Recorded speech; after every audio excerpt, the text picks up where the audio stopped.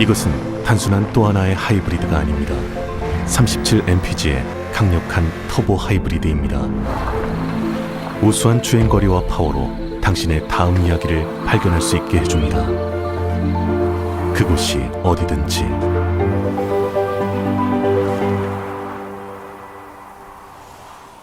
올류 소렌토 터보 하이브리드, 세계 최초의 스토리텔링 머신.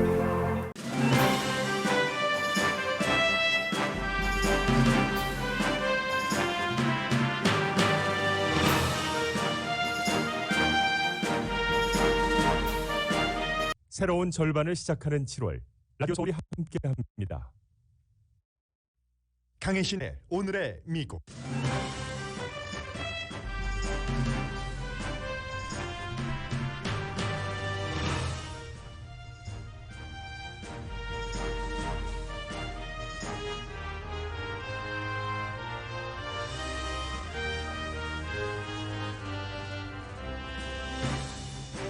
연방 하원 특별위원회는 지금 의사당 폭동 사건 조사를 시작하고 있습니다. 증인 신문입니다. 당시 폭도들을 진압한 육군은 이라크 전쟁터에서도 그 같은 두려움을 느껴보지 못했다고 증언했습니다. 의사당 경관은 테러리스트들은 자신들을 크리스천으로 자처했다고 증언합니다. 남북한이 14개월 만에 통신 연락선을 복구하자 미국에서도 북한의 의도를 분석합니다. 키워드는 경제, 미국, 한국, 대선입니다. 백신 접종을 의무화하는 연방과 주정부, 로컬 정부와 민간 기업이 홍수 때의 물처럼 밀려듭니다. 터닝 포인트입니다. 바이든 행정부가 해외여행 규제를 풀지 않자 여행업계는 물론 일부 저널리스트들도 비난합니다.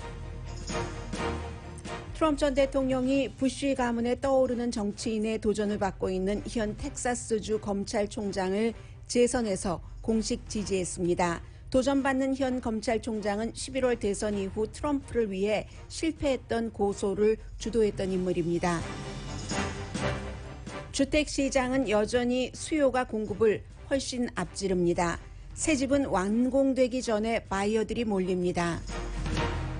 올림픽에서는 지금도 인간 역사가 새로 쓰여집니다. 한국이 태권도에서 금메달을 따지 못했고 미국도 여자 체조에서 은메달에 그쳤지만 긍정적인 면도 있습니다. 하늘과 세상에 도전하는 19살 소녀 조종사가 32,000마일 단독 비행을 합니다.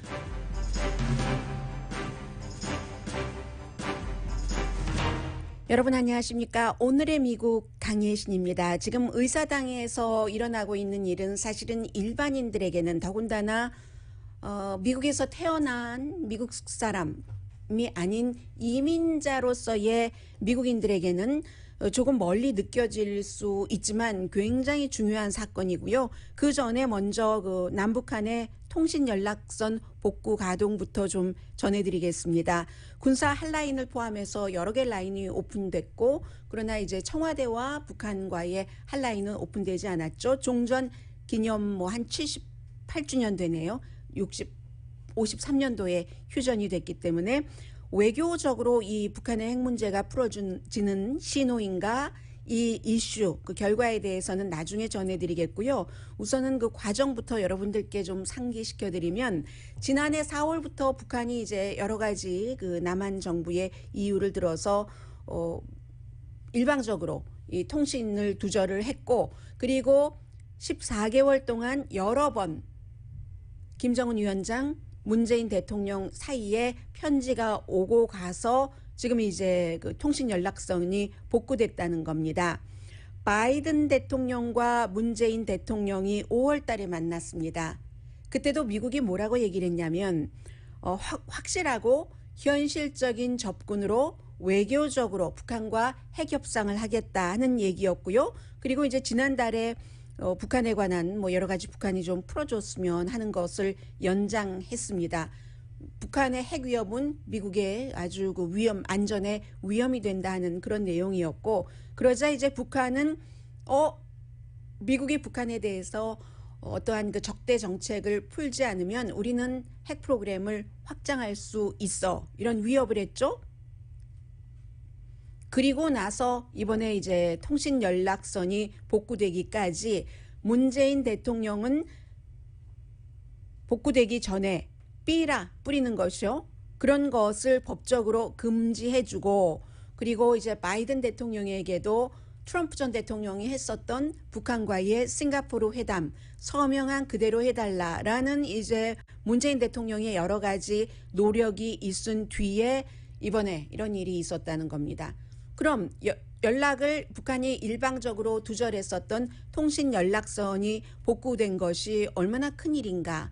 미국의 모든 매체는 거의 모든 전문가들과의 인터뷰를 실어서 상징적인 제스처다. 아직까지 뭐 큰 무엇이 있는 것은 아니다. 그러나 항상 상징이 현실이 되죠. 긍정적인 스텝이라고 얘기를 합니다. 뭐 월스트리트저널, 워싱턴 포스트, 뉴욕타임즈 전부 보도를 하고, 이 보도 내용에는 미국에서 활동하고 있는 랜드 코퍼레이션이나 아니면 뭐 많은 그 여러 그 띵크탱크, 그리고 한국의 북한 문제 전문가들의 말도 인용을 해서 보도를 하는데, 드라마틱한 개선은 못 된다. 남북 관계도 또 북미 관계도 단시일 안에 너무 의미를 두지 말아라. 그러나 길을 트일 수 있는 어떤 그 뭔가를 잡기는 잡았다는 얘기예요. 북한이 왜 이렇게 했는가? 북한이 이제 핵 문제를 해결할 때는 결정적으로는 남한 대통령과 하는 것이 아니라 미국과 해야지 되는 거죠. 그렇기 때문에 미국 대통령과 앉아서 다시 회담해야지 된다는 것을 북한도 알고 있는데, 그렇게 볼 때 한국이 아직까지는 어떤 효용성이 있다는 거죠. 현재로서는 북한이 미국과 직접 통화를 하기 어려운 상태이기 때문에 북한이 원하는 방향으로 미국을 문재인 대통령이 움직여주기를 원하는 것, 그리고 이제 부수적으로 국제적인 이미지요. 이미 김정은 위원장도 트럼프 전 대통령이 국제 무대에 올려놨기 때문에 북한도 외교적으로 모든 문제를 풀고 싶어하는 보통 국가의 지도자의 면면을 갖고 있다는 것을 이제 원한다는 거죠. 그런데도 평양이 대단한 뭐 그런 협력을 지금 그 한국과 하기를 원하는 것도 아니고, 미국과도 당장 어떤 회담을 하기를 원하는 것도 아니라는 거죠. 빠른 시일 안에는. 그렇지만 이제 한국과 이렇게 뭐 임의적으로 그 두절을 했었던 통신 수단을 다시 오픈함으로써 관계를 개선을 해서 미국이 양보하도록 만들려고 언젠가 다시 미국과 협상을 해야지 되니까 미국과의 관계, 이게 이제 첫 번째고요. 두 번째는 경제가 더 어려워졌기 때문이라고 보는 사람 있습니다. 중국에서 뭘 도와준다고 하더라도 거부하고 있잖아요, 지금. 혹시 도와준다는, 그래서 보내는 농산물에 코로나 바이러스라도 묻어서 올까봐. 이게 이제 또 한국에 대해서 북한이 불만을 갖고 있는 점이기도 하죠. 한국이 혼자 북한에 해줄 수 있는 그런 부분은 굉장히 한정돼 있죠. 미국의 눈도 있고 유엔의 제재도 있기 때문에. 그래서 한국이 뭐 경제적으로 뭔가를 제대로 해주지 못했던, 제대로라고 얘기하는 것은 이때는 북한의 입장에서 제대로라는 얘기입니다. 그래서 지금 그만큼 경제적으로도 어렵다 하는 것이 있고, 또 하나는 대선에서 문재인 대통령, 지금의 진보적인 더불어민주당의 대선 후보가 이기길 바란다는 거죠. 후보 개인의 입장도 있고, 그리고 당으로 볼 때도 지금 현재의 여당이 현재의 야당에 비해서, 야당의 다른 후보들에 비해서 여당의 후보들이 북한에 대해서는 훨씬 유리한 대북 정책, 대북 입장을 갖고 있기 때문에 그게 이제 그렇게 여러 가지 일이라는 겁니다. 경제, 미국과의 관계, 한국 대선. 그런데 지금 북한은 항상, 요즘은 조금 변덕이 예전보다는 덜한 편입니다.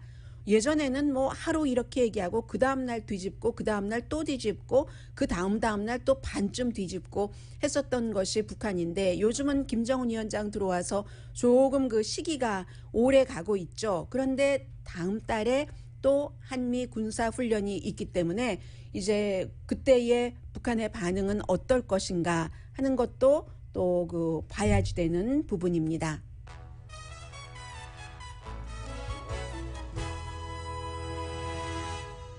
미국으로서 굉장히 중요한 지금 의사당 그 폭동 사건의 조사, 가 지금 이루어지고 있는데 여러분들께 조금 전해드리자면 지금 9명입니다. 공화당과 민주당과 이제 조사위원회를 만들고 하는 과정에서 케빈 맥카티 공화당의 원내 대표가 지명을 했었던 사람, 특히 이제 뭐 두 사람이 트럼프 전 대통령과 굉장히 가까우면서 위원회 구성 자체도 조사 자체도 반대했었던 사람이기 때문에 거부를 했고 결국은 낸시 펠로시 다수당인 민주당의 의장이 두 사람을 선택을 했는데 공화당 가운데서 한 사람이 리즈 체니, 또 한 사람이 조금 이따 말씀을 드리겠습니다. 아주 잘 알려진 젊은 공화당에 어찌 보면 미래에 떠오르는 인물이라고 도 볼 수 있는 그런 사람입니다. 그래서 지금 오늘 새로운 비디오도 많이 밝혀지고요, 보여지고 그리고 특히 이제 당시에 폭도를 진압했던 4명의 의사당 경관 그리고 이제 투입된 뭐 예를 들어 워싱턴 DC라든가 뭐 이런 사람들 군도 투입됐고 하니까 나중에는요 방위군이요. 그렇기 때문에 이제 그런 사람들이 증언을 하고 있는데 아무튼 9명입니다. 해서 이제 아담 킨징어라고 말씀드릴까요? 미리 굉장히 일리노이주의 트럼프 전 대통령을 넘어서야지 공화당이 바로 설 수 있다라고 얘기를 하는 아담 킨징어하고 리즈 체니가 낸시 펠로시가 딱 선택을 한 공화당 의원으로서 이번 조사위원회 9명 가운데 포함되는 겁니다. 그래서 지금 보면은 특히 제가 여러분들께 현재도 진행되고 있는데 현재도 진행되고 있는데 이제 의원들이 9명의 조사위원들이 물어보고 있기 때문에요. 거기에 대해서 답을 하는데 제일 먼저 제가 인상적이었었던 그런 두 사람의 얘기를 조금 전해드리겠습니다. 서전트 아퀼리노 곤넬 육군 베테랑입니다. 이 사람은 이라크 전쟁에도 참전했었던 사람이에요. 그날 폭도들을 진압하는 것이 내 인생에 있어서 내가 법집행관으로서 군으로서 그리고 그날 의사당에 가서 폭도들을 진압하는 과정에서 이라크 전쟁 때보다 더 무서웠었다고 증언을 했습니다.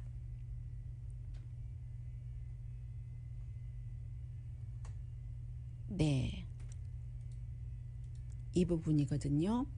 자, Sergeant 아퀼리노 곤넬 입니다. But on January 6th, for the first time, I was more afraid to work at the Capitol than my entire deployment to Iraq. In Iraq, we expected armed violence because we were in a war zone.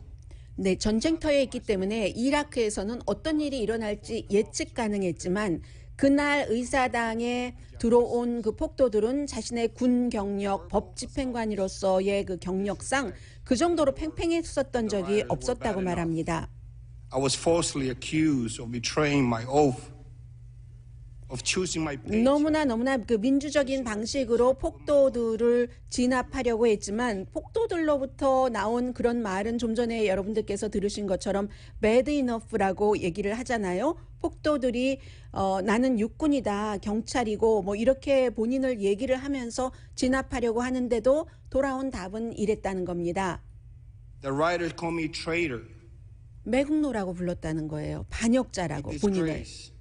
And shouted that I,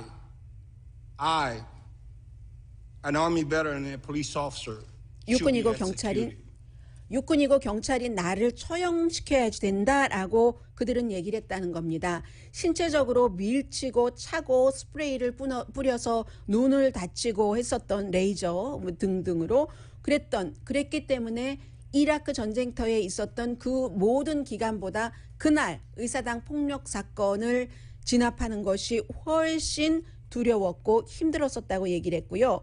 그리고 두 번째 이분은 메트로폴리탄 경찰관이요. 워싱턴 DC 경찰관인데 그곳에 이제 파견이 됐죠. 데니엘 혹 씨의 얘기입니다. 테러리스트라고 이분은 완전히 의사당 폭도들을 부르고 있습니다. The sea of people was punctuated throughout by flags. Sea of people이라고 얘기를 하죠. Variations of American flags and Trump flags. There was Gadsden flags. It was clear the terrorists perceived themselves to be Christians. I saw the Christian flag directly to my front. Another read, Jesus is my savior, Trump is my president. Another, Jesus is king. One flag read, don't give up the ship. 네, 자신들을 크리스천이라고 하면서 그 본인의 앞에 볼 수 있는 기는 미국기가 많았고 또 트럼프기, 미국기와 트럼프기가 대체적인 기였는데 그 가운데 이제 뭐 크리스천기도 있었고 그리고 또 블루기라는 것이 블루 플래그라는 것이 경관들을 유니폼 색깔 때문에 의미하는 거잖아요. 경관들을 지지한다는 블루기를 들고 와서는 경관인 나를 그토록 아주 힘들게 공격을 했었다. 무시하고 우리를 공격하면서 경관을 지지한다는 기를 앞에서 흔들고 있었다라고 얘기를 합니다. 어떤 테러리스트는 이분은 테러리스트라고 분명히 얘기를 하고 있는데 본인이 군인이었다고 군인으로서 나라를 위해 싸웠는데 다시 지금도 본인은 나라를 위해서 싸우는 것이라고 얘기하고 이분의 그 증언 가운데서 하나 또 좀 뚜렷하게 들렸던 것이요. 자신들을 블랙 라이브스 매터 시위대가 아니기 때문에 뭐 흑인의 인권, 모든 사람들의 인권을 존중하자, 생명을 존중하자 하면서 시위하는 블랙 라이브스 매터 시위대가 아니니까 우리를 진압하지 말아라. 우리를 진압해선 안 된다. 이렇게 했다는 얘기입니다. 물론 뭐 이 증인들을 소환하고 하는 것도 9명 특별위원회에서 한 것이기 때문에 특별히 그날 진압을 할 때 이 같은 내용이 더 잊혀지지 않는 그런 진압 대원들을 소환했을지는 모릅니다. 그러나 이것이 이제 의회에 선서를 하고 하는 증언은 거짓을 할 수 없는 거잖아요. 그날 그랬다는 얘기가 되겠고요. 이 같은 증언이 있기 전에 케빈 맥카티 굉장히 이 조사위원회의 조사를 반대했었던 공화당의 하원 원내대표도 기자회견을 했습니다. 낸시 펠로시를 굉장히 비난을 했고요. 1월 6일 의사당 폭동 사건을 진압하는 것에 당신이 이 의사당의 최고 수장인데 하원 의장인데 실패하지 않았는가 하고 비난을 했습니다. 1월 6일 의사당 사건이 있은 직후에는 바로 그 똑같은 입으로 케빈 맥카티 하원 공화당 원내대표는 트럼프 전 대통령을 비난했었거든요. Enough is enough. 내가 현장에 있었다. 그 사람들은 안티파도 아니고 블랙 라이브스 매터 시위대도 아니다. 당신의 지지자들이더라. 그러니까 당신 말밖에 듣지 않으니까 빨리 텔레비전을 통해서든 팍스를 통해서든 인터뷰를 하면서 지지자들이여 의사당 밖으로 평화롭게 나가라 라고 얘기를 해야지 된다고 그렇게 얘기를 했었던 사람이에요. 케빈 맥카티가. 그런데 오늘은 낸시 펠로시의 책임이다 이런 말을 했고요. 또 중요한 것은 리스 체니 지금 이제 여러 명의 조사위원들이 질문을 하고 있는데 리스 체니 공화당 이번 일로 인해서 트럼프 전 대통령을 탄핵해야지 된다고 탄핵 재판이 있었고 하원에서 통과됐고 공화당 의원 리스 체니를 포함해서 10명이 탄핵에 찬성했습니다. 그 일로 인해서 리스 체니는 서열 3위 커뮤니케이션 최어 자리를 신참에게 뉴욕이 지역구인 의원에게 내줬어야지만 됐고 오프닝 스테이트먼트에서 뭐라고 얘기를 했냐면요. 본인은 1984년부터 보수 공화당이었고 처음 투표를 한 사람이 로널드 레이건이었다. 난 지금 이 위원회에 나랑 같이 소속돼 있는 모든 민주당 의원들과 거의 모든 안건에 거의 동의하지 않는다. 그런데 끝에 가면 at the end 우리는 같은 나라의 같은 국민이다 라고 얘기를 합니다. 그래서 어떻게 이 일이 일어났는지를 알고 그날 그 과정 그 이후에 여러 가지 배후에는 어떤 일과 어떤 사람들이 있었는지를 마무리를 하고 가야지 된다. 그렇지 않고는 이 같은 조사 없이는 미국의 1월 6일 의사당 폭동 사건은 영원히 캔서로 남을 것이다. 한 게 리스 체니의 오프닝 스테이트먼트였습니다.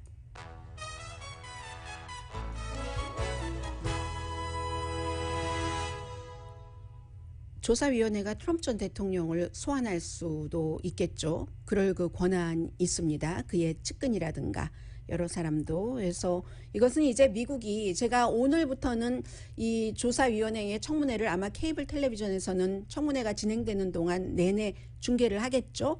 라디오와 또 코리안 아메리칸의 특수성에 따라서 그 전체적인 것을 여러분들께 다 말씀드리지는 않겠습니다. 그러나 중요한 고비고비마다 이런 일이 일어나고 있고, 이 가장 미국 역사상 사실은 현대 역사에서는 국민에 의한 국민의 민주주의 청사를 들어간 것이기 때문에 제일 비극적인 사건이었죠. 이 비극적인 사건이 반쪽의 정치 그룹인 공화당에서는 조사하기를 거부했는데, 어떻게 미국 사람들이 민주적으로 미국식으로 마무리 짓고 있는가 하는 것은 제가 전해드리겠습니다. 오늘의 미국은 전문가가 추천하는 이민법, 가정법 전문 제인정 종합법률사무소, 미주류 언론과 유명 인사들을 감동시킨 미주 판매 1위 카후나 마사지 체어, 한인 기업의 자랑 카후나 마사지 체어, 코지다운 갤럭시 거위털 이불은 잠이 솔솔 오게 하는 기능성 거위털 이불, 거위털 이불 전문회사 코지다운, 친절하고 자세한 상담으로 절개를 최소화하는 복강경 수술 전문 장지아 외과, 우리 가족 면역 충전 프로젝트는 한국 홈쇼핑에서 즐기세요. 한국 홈쇼핑 공동펀입니다. 잠시 뒤에 오늘도 이 변이 바이러스는 굉장히 그 중요하고 강한 힘으로 많은 미국 사람들의 잠재의식 속에 또 의식 속에 있습니다. 잠시 뒤에 전합니다.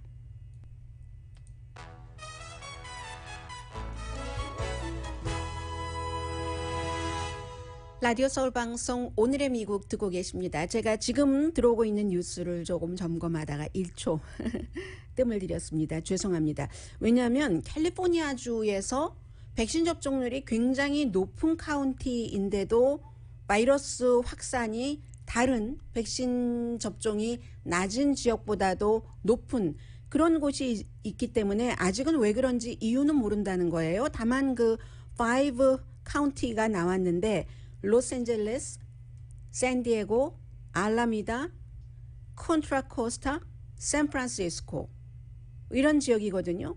백신 접종률이 높아요. 다른 지역보다. 그런데도 감염률도 높다. 글쎄요. 이것은 아마 이런 지역에 이민자들이 많이 살고 있고 이민자들의 이제 특수성 때문에 어쩌면 뭐 예를 들어 히스패닉계가 가족들이 많이 몰려 산다던가 이런 것도 뭐 원인이 될 수 있겠죠. 몇 %인지는 모르지만. 그리고 지금 더 중요한 것은 질병통제국이 가이드라인을 결국은 새로 발표를 했습니다. 백신 접종을 받았더라도 살고 계시는 곳, 일하는 지역이 바이러스의 핫스팟이면 지금 확산율도 높고 병원에 입원하는 사람도 많은 그런 위험 지역이면 마스크를 써야 된다라는 얘기입니다. 마스크가 돌아온 겁니다. 지금 마스크가 컴백한 겁니다. 마스크 정책. 인도어, 실내에서의 마스크 정책입니다. 제가 이 정도까지만 지금 봤고요. 뭐 확진자가 미국 확진자가 뭐 거의 60%가 덜 계산됐을 수 있다 하는 뭐 연구가 나왔다면서요. 그것도 상당히 가능성이 있죠. 테스트를 안 받은 사람이 많고 그 사이에 그저 건강하고 하는 사람은 극복될 가능성도 높기 때문에요. 지금 백신 의무화가 홍수가 되고 있습니다. 어제부터요. 미국에서도 그렇고 해외에서도 그렇습니다. 해외는 뭐 대표적인 예가 지금 프랑스와 이태리 거부하는 몸짓에도 불구하고 그리고 캘리포니아주도 미국이 그렇게 백신을 의무화하는 것이 흔치는 않거든요. 뭐 예를 들어서 독립전쟁 때 유럽군은 다 뭐 천연두 백신 접종을 받았는데 미군들이 안 받았다.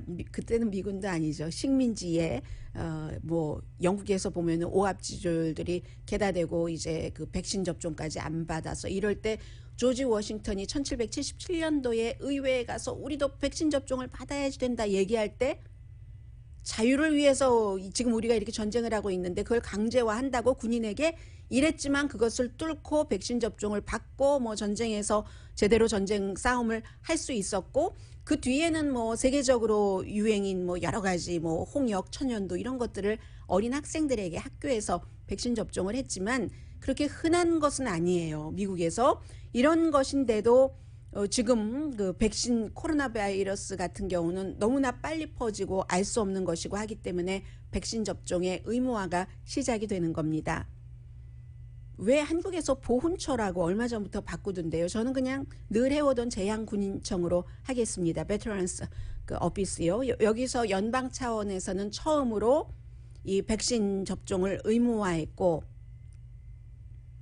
어제 말씀드린 것처럼 뭐 미국 의료협회를 포함해서 50군데가 넘는 의료기관들이 전부 그 본인들의 그 스텝 멤버들에게 의무화했고, 캘리포니아주 게빈 뉴섬 주지사도 어제 그 뉴욕의 시장의 기자회견에 이어서 기자회견했죠. 캘리포니아주도 뉴욕시와 비슷합니다. 이제 그 공무원들, 뭐 헬스케어 워커들 백신 접종을 받거나 뭐 9월 달까지 기간도 거의 비슷해요. 이 뉴욕 시와 마찬가지로 좀 줘야지 그 사이에 백신 접종을 하잖아요. 그래서 이제 9월 어떤 날까지 백신 접종을 받지 않으면 직업에 따라서 어떤 사람은 일주일에 2번 음성 결과를 가지고 와라 하는 겁니다. 그 직업군이라는 것은 의료 종사자를 얘기를 하겠죠. 어떤 사람은 일주일에 1번, 어떤 사람은 일주일에 2번, 지금 이런 식으로 민간에서도 많이 퍼져나가고 있습니다. 예외는 여전히 존재하죠. 공화당주는 백신 의무화를 반대로 금지하는 것을 굉장히 많이 하고요. 캘리포니아주는 8월부터네요. 주 공무원, 의료진 백신 접종하거나 정규적으로 테스트해라.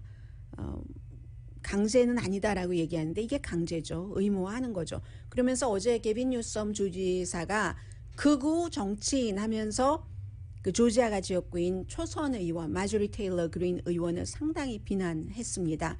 마조리 테일러 그린과 박스의 터커 칼슨을, 그 사람들이 자신을 지지하는 사람들을 백신 맞지 말라고 하면서 죽여가고 있다. 그 사람들이 숨지지 않더라도 그 사람들을 중환자실로 끌어들이고 있다.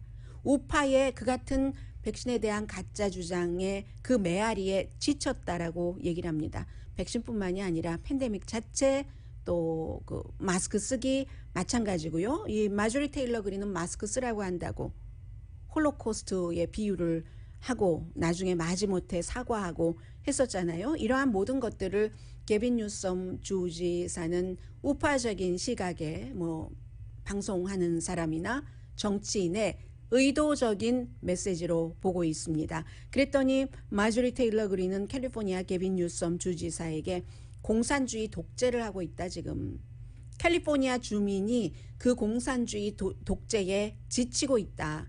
락다운부터 시작해서 백신까지 강제로 접종받으라고 하면서 양심도 없다고, 백신에 위험하다는 걸 강조를 하는 거예요. 양심도 없이 뭐 특히 나이 많이 드신 분께 백신 접종을 의무화하다니, 이런 얘기를 하고 있고요. 그 사이에 미국의 변이 바이러스는 50개 주에서 여전히 확산되고 있고요.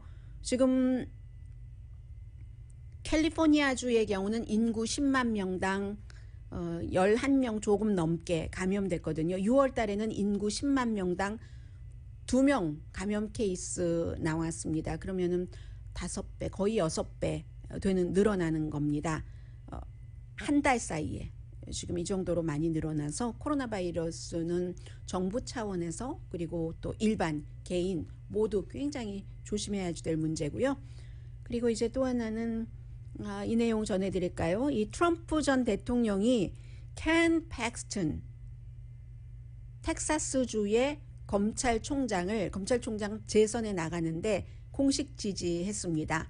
부시 가문에서 지금 부시 3세가 되죠. 아버지 부시, 아들 부시, 그리고 아들 부시의 동생이 잽 부시가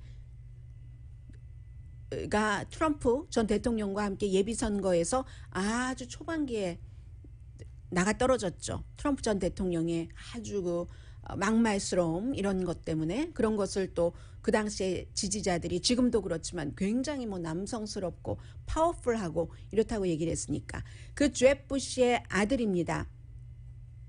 조지 P 부시가 텍사스주에서 이제 땅이 넓으니까 그 땅 커미셔너는 굉장히 텍사스에서 영향력이 크겠죠. 그리고 부시 가문은 텍사스에서 정치력을 굉장히 확장하는 가문이 부시 가문입니다. 아들 부시도 뭐 그곳에서 스포츠 팀도 갖고 있었고 주지사도 했고 하니까 그래서 지금 그 아들 부시 대통령의 동생인 잽 부시의 아들인 조지 P 부시가 남아 있는 어찌 보면은 부시 가문의 정치 그 어떤 기둥이라고 볼 수 있는데 이 사람이 지금 검찰총장 자리에 나가는데 트럼프 전 대통령이 현 검찰총장을 확실하게 지지하는 겁니다. 이 현 검찰총장이 11월 선거가 끝나고 난 뒤에 선거가 가짜다, 부정이다 하면서 굉장히 여러 주의 검찰총장을 모아서 고소를 주도했었죠. 왜 그랬느냐? 뭐 여러 가지 이유가 있겠지만 그 가운데 하나의 이유는 본인이 재선에 나갔는데 너무 허점이 많아요. 부정부패에 연루된 것, 여러 가지 뭐 기소권 이런 것들 때문에 본인은 더 트럼프 전 대통령의 지지 기반에서 확고하게 표를 받아야지 되는 것도 하나의 이유입니다. 그래서 이제 트럼프 전 대통령과 같이 다니는 것도 많이 하고 했는데 트럼프 전 대통령이 결국은 뭐 당연해 보일 수 있지만 그렇게 당연하진 않거든요. 현 이슈가 많고 문제가 많은 켄 팩스턴 검찰총장을 공식적으로 지지했습니다. 이 아들 부시의 동생의 아들인 그 조지 P 부시는 가문의 아버지와도 그리고 무슨 뭐 큰아버지, 할아버지와도 상관없이 트럼프 전 대통령을 지지했거든요. 그 사람이 미국 텔레비전에 나와서 인터뷰할 때 그런 얘기를 하는데 상당히 공감을 하는 사람이 많습니다. 정치는 지역이다.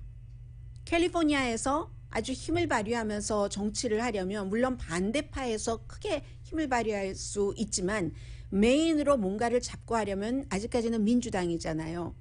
텍사스에서는 아직까지 공화당이다.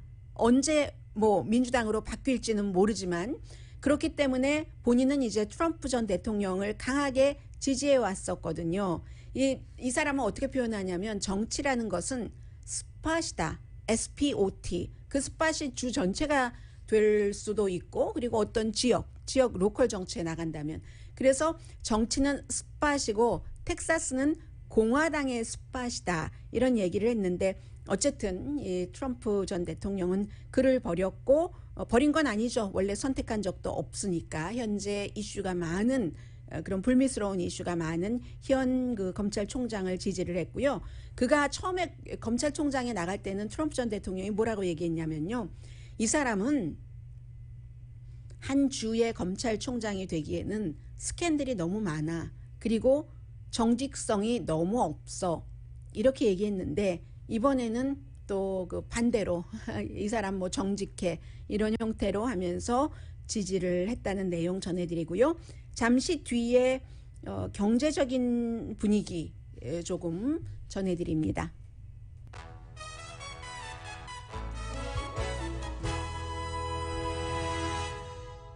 라디오 서울 방송 오늘의 미국 듣고 계십니다. 네, 지금 막 들어오고 있는 뉴스를 보니까 애틀랜타 스파 총격 사건이요. 용의자 있었죠? 그 용의자가 가석방 없는 종신형을 지금 선고받았습니다. 오늘 선고 재판이 있었군요. 그래서 가석방 없는 종신형을 선고받았다는 것. 그 정도만 지금 나오고 있습니다. 그 한인 코리안 아메리칸을 포함해서 여러 명을 살해했던 세 군데 스파에서 바로 그 용의자입니다. 젊은 용의자인데요. 주택 시장은 여전히 뜨겁습니다.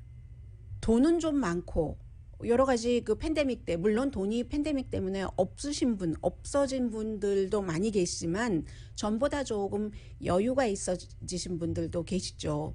여러 가지 보조도 있고 또 직업을 잃지 않았다던가 직업은 잃지 않았는데 돈 쓰기는 거의 지난 1년 동안 불가능했기 때문에 그래서 이제 그리고 또 욕구가 있죠. 사람들이 집에서 일을 한다던가 집에서 많은 시간을 보내면서 조금 스페이스가 넓었으면 좋겠다. 항상 이게 유행이 흘러가는 거죠. 어떤 사회 이슈에 따라서 400 스퀘어 피트만으로도 충분해 라고 하던 때가 심플 라이프를 추구할 때 그러다가 또 재택근무 같은 것을 많이 하니까 좀 스페이스가 있는 게 좋겠어. 가족끼리라도 나만의 공간도 필요하고 집에서 많이 시간을 보내니까 이런 욕구까지 겹쳐서 돈 많고 사고 싶은 마음이 더 커지죠.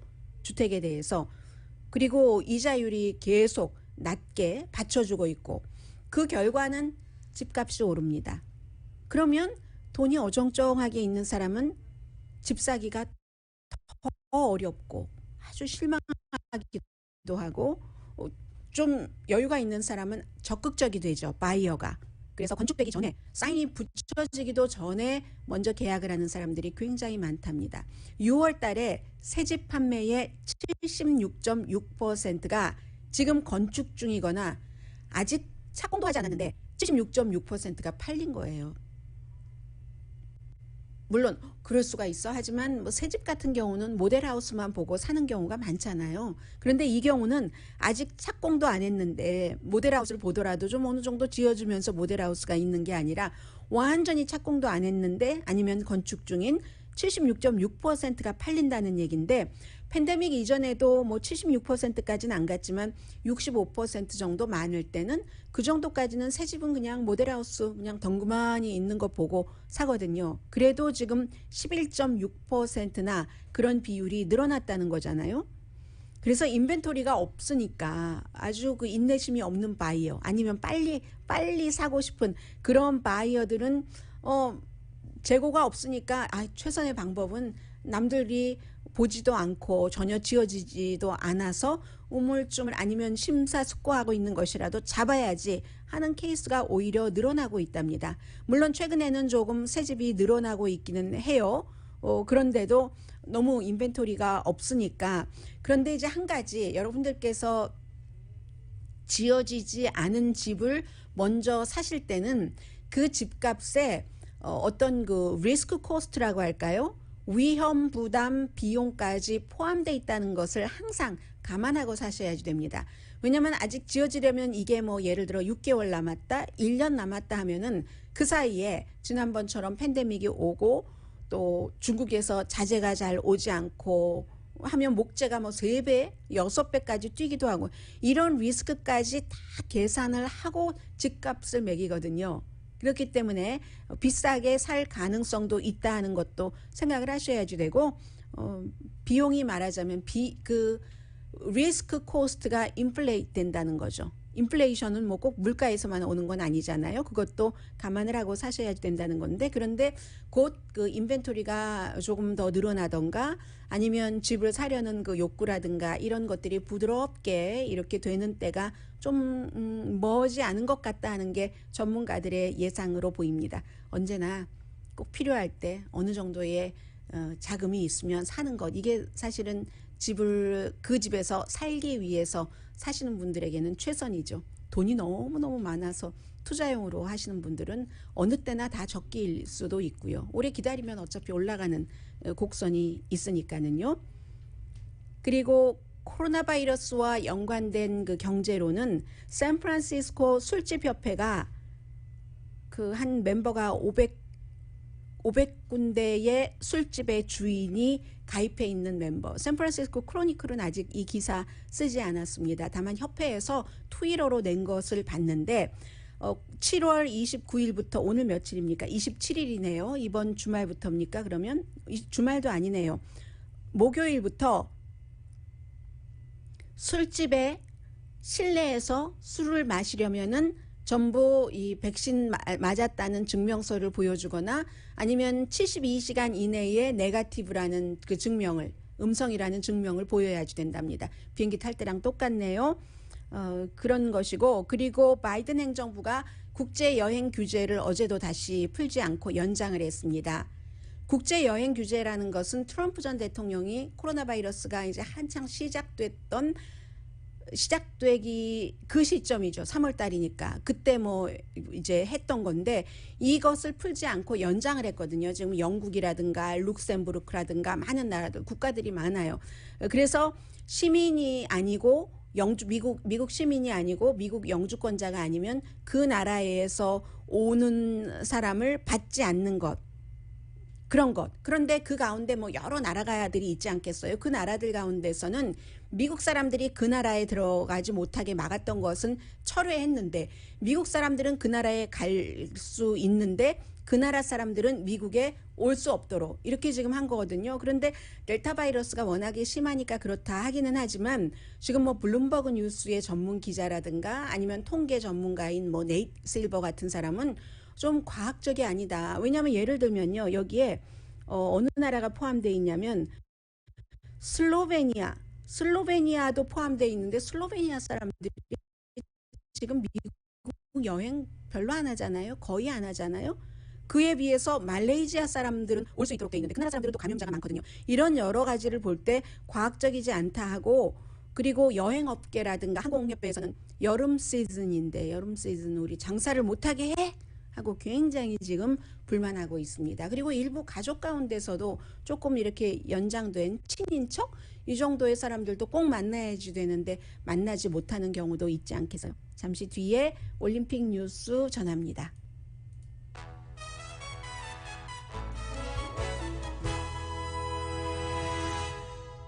라디오 서울 방송 오늘의 미국 듣고 계십니다. 좀 전에 그 아틀란타 그 스파 사건은요. 아틀란타가 아니라 그게 이제 스파가 세 군데인데 하나는 체로키 카운티이고 또 하나는 이제 애틀란타 그쪽이잖아요. 해서 두 군데이기 때문에 아직 애틀란타 쪽 한인들이 연관된 그 케이스는 남아 있고요. 체로키 카운티에서 2명이 숨지고 몇 명이 병원 갔고 하는데 그 케이스에 대해서 그렇게 그 라스트 네임이 롱이었었던가요? 그 용의자가 가석방 없는 종신형을 선고받았다 하는 얘기입니다. 아직 그 아틀란타 쪽 재판은 선고 공판은 남아 있습니다. 올림픽은요. 어제 제가 이 시간에 미국 여자 태권도에서 처음으로 이제 금메달을 받았다 했고 나중에 이제 쭉 이제 시간이 흐르고 여자 남자 총체적으로 한국이 이번에 금메달을 못 받았어요. 은메달에 그쳤잖아요. 해서 이건 너무한다. 너무 효율적으로 뭐 태권도를 세계에 전파했더니 이렇게 우리가 뭐 종주국이 받지도 못하는 애 하는데 그런데 조금 다르게 생각을 하면요. 뭐 항상 뭐 축구의 종주국인 영국이나 미국이 우승하는 것도 아니고 그렇게 넓게 생각해 보면 어떤가 하는 느낌도 조금 들었고요. 저희 아담 맞나요?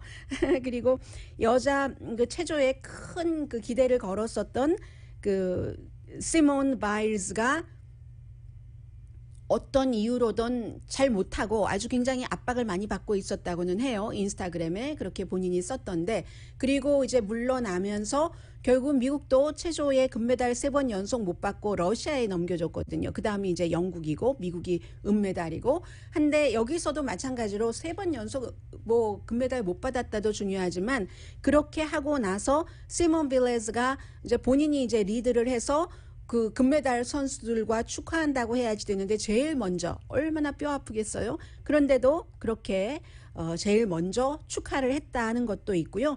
스포츠맨십이죠. 그야말로 스포츠맨십이란 단어도 스포츠맨이라고 하는 글쎄 맨은 남자 여자이기도 하지만 좀 바꿔야지 되는 거 아닌가 하는 생각도 들고요.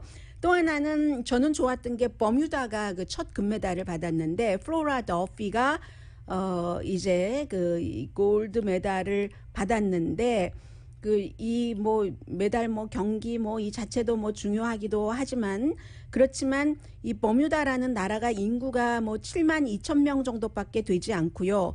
영국에 말하자면 그 속국 비슷하게 갑자기 말이 영국령이잖아요. 미국의 저쪽 그 미국 동부에서는 한 뭐 불과 몇백 마일 떨어진 그런 건데 76년도에 권투 선수가 동메달 한 번 받고는 첫 금메달 뭐 섬이니까 당연히 수영이죠. 33살 이런 뭐 어떤 나라에는 슬픈 일이 있지만 또 어떤 나라에는 이 좋은 일도 있고 수영, 사이클링, 러닝 코스에서 1시간 55분 36초 해서 금메달을 받은 일도 기록이 되고 있습니다. 오늘의 미국은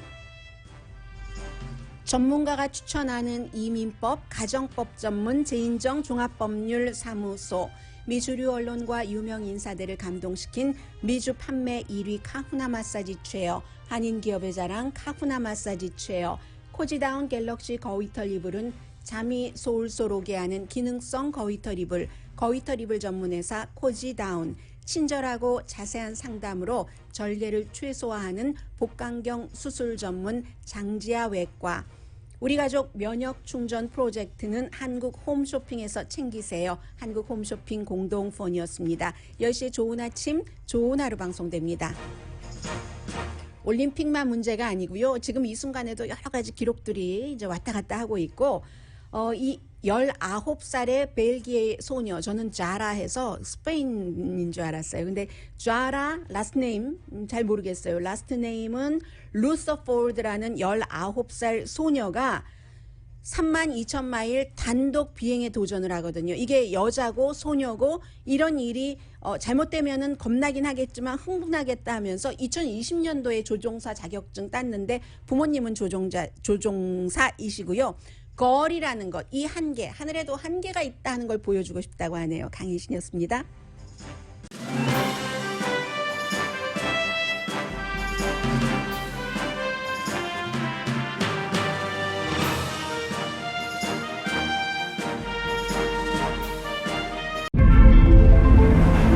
이것은 단순한 또 하나의 하이브리드가 아닙니다. 37mpg의 강력한 터보 하이브리드입니다. 우수한 주행거리와 파워로 당신의 다음 이야기를 발견할 수 있게 해줍니다. 그곳이 어디든지.